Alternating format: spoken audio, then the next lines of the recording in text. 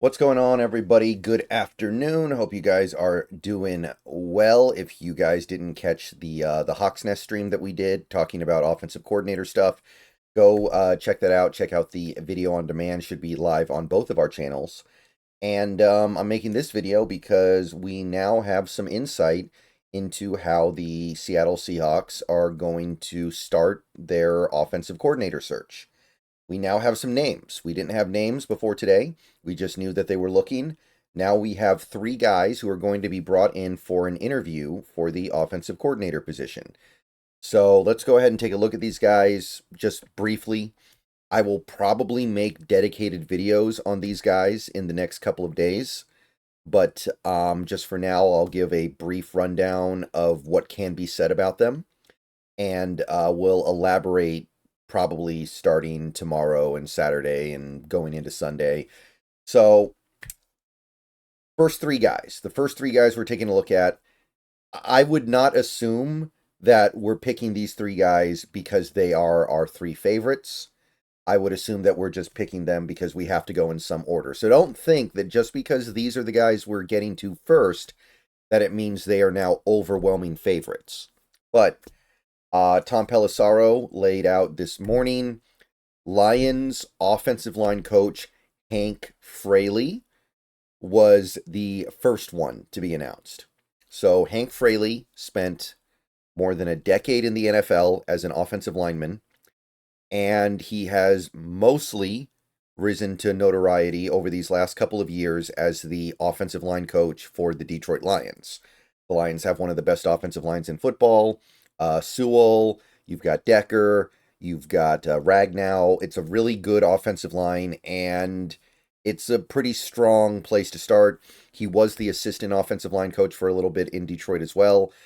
Before then, he was doing offensive line stuff at UCLA, and I believe he spent 3 years with the Vikings as well.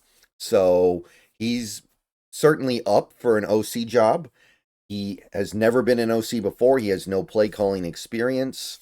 And there's no doubt that Detroit has made massive investments into their offensive line outside of just the coaching, right? Sewell, first round pick. They've spent other high picks on offensive linemen as well, beyond just the really high pick on Sewell. And they've spent big money on the offensive line as well. They've given these guys fat extensions, guys like even like a guy like Glasgow. But you can also dig a little deeper than that and look at somebody like Mahogany, who they're developing into a future starter on that offensive line. He was not a high pick. In fact, he may have not even been a pick at all, and look at where he's going. So he's done some good things, some reason to believe that Hank Fraley would be good. The second guy that we brought in on a interview, or will be interviewing, we're apparently going to do it on Saturday, is Thomas Brown, who you might recognize because we played against him a couple weeks ago. He was the interim head coach for the Chicago Bears. And Thomas Brown has had a very rough year. He started the year as the passing game coordinator for the Chicago Bears under Shane Waldron. And then Shane Waldron got fired. Thomas Brown became the offensive coordinator. And then when Matt Eberflus got fired, he became the head coach. So not a lot of stability there.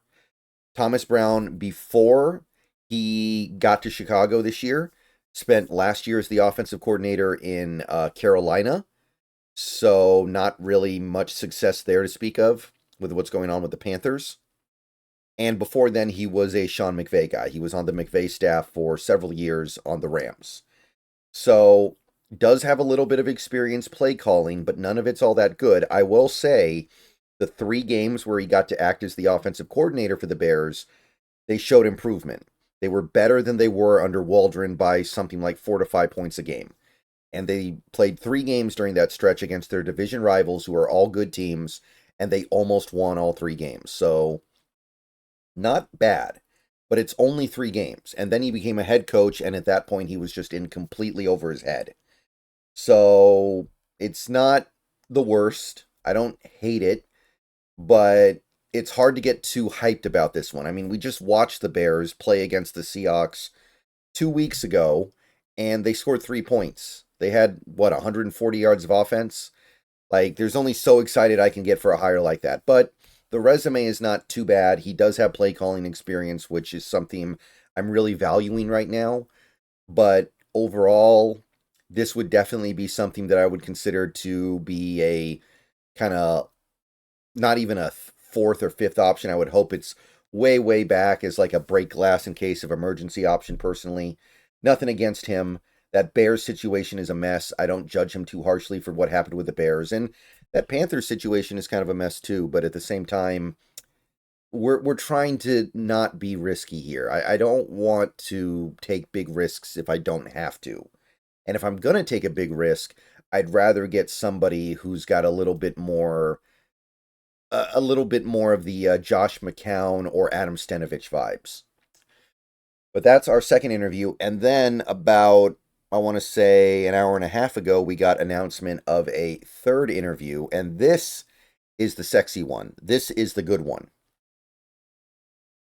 Klint Kubiak, current Saints offensive coordinator, figures to be leaving because that whole Saints team just needs to get purged. They're obviously going to make some changes at head coach. The new head coach might not want Klint Kubiak. Klint Kubiak might not want to stay there anymore. For one reason or another, he is likely to be on the way out.